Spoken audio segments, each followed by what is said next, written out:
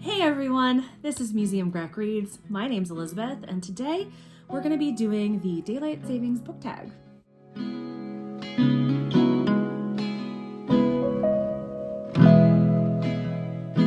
So I've been hit really hard by daylight savings time this year between work being really crazy and just a general sense of lethargy from life.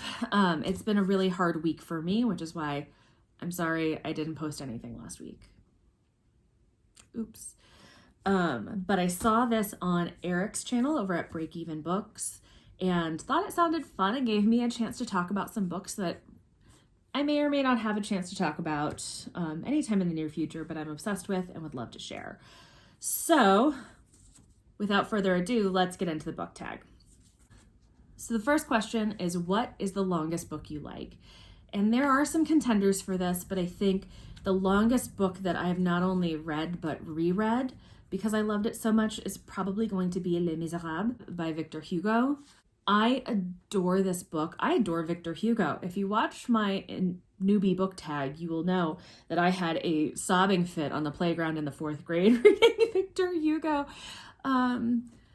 He has a soft spot in my heart, and I'm not going to show my copy of it because, frankly, it's my dad's complete works of Victor Hugo copy from the 1950s, and it's really beat up because it's been very well loved over, more than a half century. So I'm a big fan of Broadway and musicals, and the very first show that I ever got to see live was Les Miserables, and I will never miss an opportunity to see it. I've watched every movie adaptation, and ultimately I've read the book twice.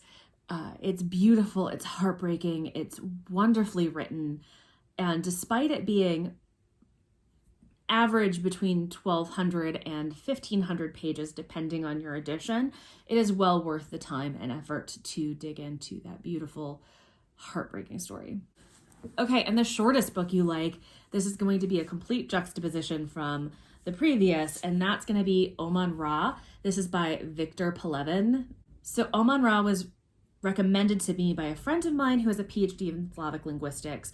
This is a satirical short story take on the space race told from the Soviet perspective. This book's about 150 pages, so there's not a ton I can tell you about it without giving too much away, but Oman is a young Soviet citizen who's looking to further his career and gets selected for the Russian Space Force and is told that we're so much better because everything we have is automated. We don't have to risk our cosmonauts' lives like those stupid Americans, and we want you to help us be the first people to land a craft on the moon. And things go from there. It's very surreal. You have to pay attention at times because things happen so quickly, and there are so many non sequitur moments that if you aren't focused on it, you could miss something really big. But it was both hilarious and heartbreaking at the same time. Probably haven't heard about this talked about much on YouTube, but I highly recommend. It's a really interesting and fun read. Okay, question number 3 is a series that keeps on going. The only thing I could think of was Ice Planet Barbarians, because not only are there a little less than 20 books in the original series, I think she's just kicked off her 3rd spin-off series for this.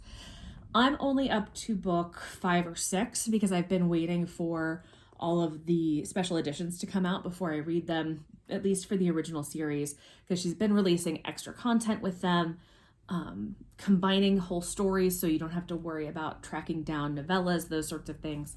This is just a good, smutty little time. Honestly, not bad science fiction.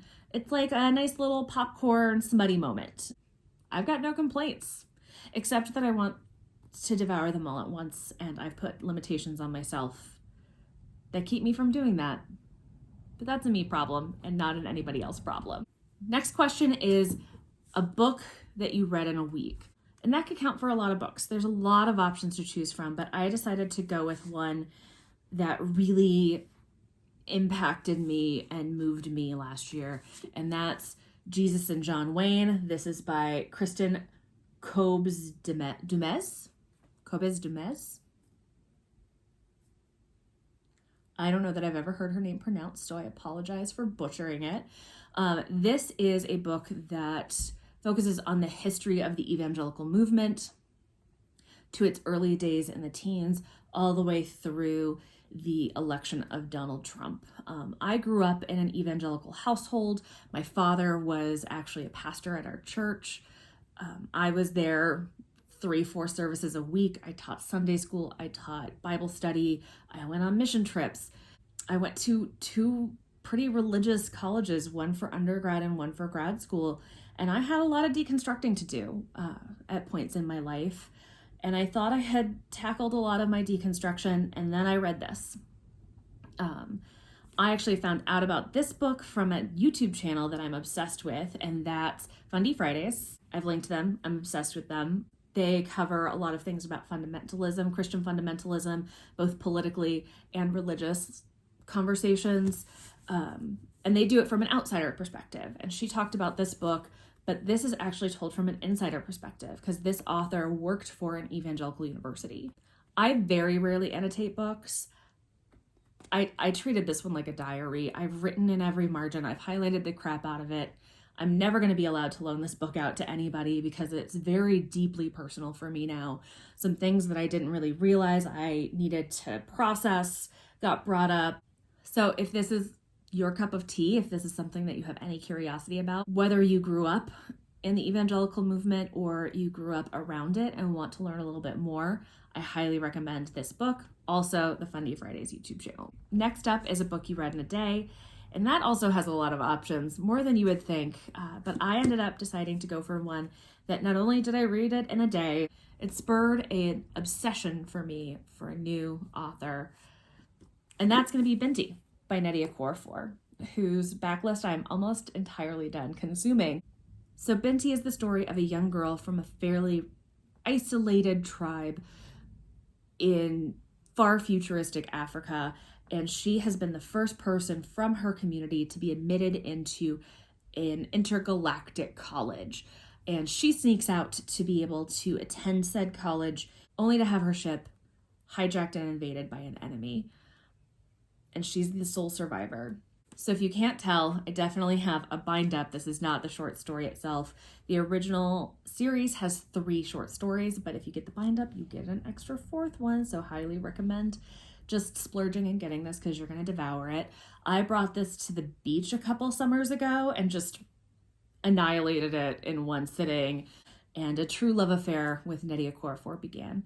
Okay, last but not least, a book that you read in one sitting. And I really feel like this whole video has been a lot of very different books from each other. It's been a little unhinged. And we're going to keep that theme going with Deceived by the Gargoyles by Lillian Lark. This was a classic literature book club. That is a book club that is hosted by the Rumi's Digest, Catherine Zofre, Sarah from Sarah's Shelves, Jayla from Lala Loves Lit, Manda from Ginger Snapped Reads, and they kind of rotate whose channel it's going to be on, and they pick a smutty book for everybody to read together and have conversation in the breaks during sprints. And this was the first book that I ever picked up for the Classic Literature Book Club. This was a pick by Catherine, who is now my queen of monster romance recommendations. Anytime she tells me to pick one up, I'm gonna add it to my TBR because she's not steered me wrong yet. I picked this up during the first sprint, and after that ended, I just kept going. And the next thing I knew, I was done. I had no intention to read it in one sitting, but boy howdy did I. And it's not necessarily the smallest book. I think it's 400 pages. Nice polyamorous gargoyle romance. I believe it's on Kindle Unlimited, so I recommend doing that version. I just didn't have a Kindle yet. I didn't have Kindle Unlimited, and frankly, the pages were just really pretty. So I splurged and I got the physical copy. So those are the strange assortment of books that I have selected for the Daylight Savings book tag. I know that I'm hitting this a little bit later than Daylight Savings, so it may not be worth it to tag anybody, but I've left all the questions below in case you want to do it yourself.